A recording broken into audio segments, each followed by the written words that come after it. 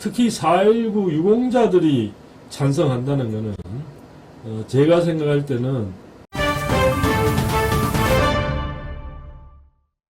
제 개인적인 생각에 다른 분들이 또 그런 주장할 때 저는 굉장히 공감을 했었는데 여러분은 어떠신지 궁금합니다만 이승만 기념관 초대 대통령이자 사실은 외교 국제 정치적인 안목이 굉장히 높았던 이승만 대통령을 우리는 초대 대통령으로 가질 수 있었습니다. 그래서 이승만 기념관 건립에 대해 가지고 저는 당연하다. 진작이 있어야 된다. 그런 생각을 갖고 있는데, 여기에 4.19 유공자들, 그러니까 4.19라는 게, 이승만 대통령의 장기 집권, 혹은 뭐 독재, 뭐 여기에다가, 부정선거, 3.15 부정선거가요. 그걸 통해갖고 이기붕 씨가 부통령인가, 거기 당선되는 그런 사태가 벌어지니까, 거기에 격분한, 학생, 뭐, 시민, 이런 사람들이 일어나서 행동을 보인 거 아닙니까? 그 이야기를 전해 듣고, 말하자면, 이승만 대통령이, 다른 방법을 취할 수 있음에도 하야를 하고, 결국은 해외, 하와이에서, 지내다, 결국 거기서, 말하자면, 하늘나라로 가셨죠. 그래서, 물론 사람들마다 공과가 있겠지만 특히 4.19 유공자들이 찬성한다는 것은 제가 생각할 때는 가장 행동으로 이승만 체제에 대해서 말하자면 자기들이 배운 민주주의하고 이게 다르다. 그거 부정선거가 말이 되느냐. 뭐 이렇게 해가지고 일어난 걸 보고 이승만 대통령이 이승만 박사라고 보통 많이 얘기합니다만 어쨌든 이 박사님이 어떤 면에서는 자기가 퍼뜨리고자 하는 민주주의가 제대로 이게 한국에 정착되고 있다는 그런 의미의 발언을 하신 걸로 제가 기억하고 있습니다. 아무튼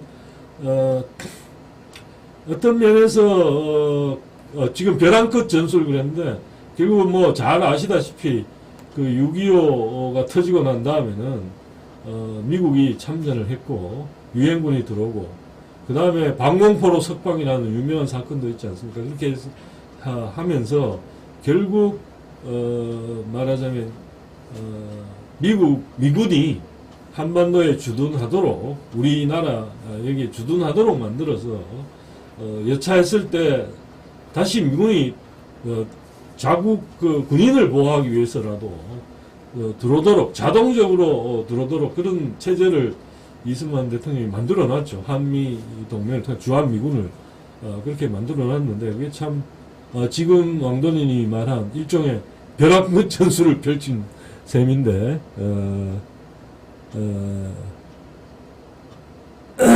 아무튼 그래서 그런, 이승만 대통령이 그렇게 만들어줌으로 해갖고,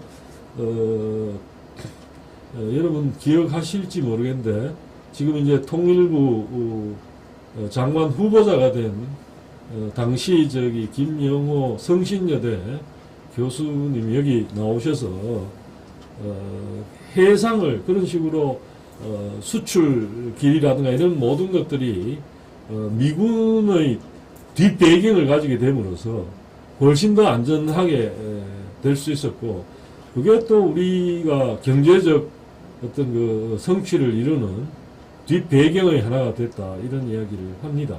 예. 어쨌든, 그래서, 흔히 얘기하듯이 사람마다 완전할 수는 없고 공과가 있다 하더라도 그래도 초대 대통령으로서 나름대로 4.19의 유공자 어떤 특별한 공이 있는 분이라고 4.19 거기에 참여하신 분들 가운데서도 그렇게 인정된 분들조차도 이승만 대통령 기념관의 건립이 필요하다 이런 의견을 내고 있다고 합니다. 그래서 제가 생각에는 하루빨리 사실은 그 우리가 지금 조선시대도 아닌데, 지금 벌써 6.25가 터진 지도 50년으로부터 해도 23년이고, 45년 하면 뭡니까? 45년, 5년 더 하면 78년, 해방된 지 78년, 그 다음에, 48년에, 대한민국 정부가 수립됐으니까, 그때부터 치더라도, 그러니까 벌써 건국된 지, 그때 건국이 됐다고 보면, 건국된 지, 75년인가요? 그렇게 지났는데도 불구하고, 초대 대통령의 기념관도, 지어줄 수 없을 정도로 좀 인색하다 그러나, 그럴 필요는 없는 것 같습니다.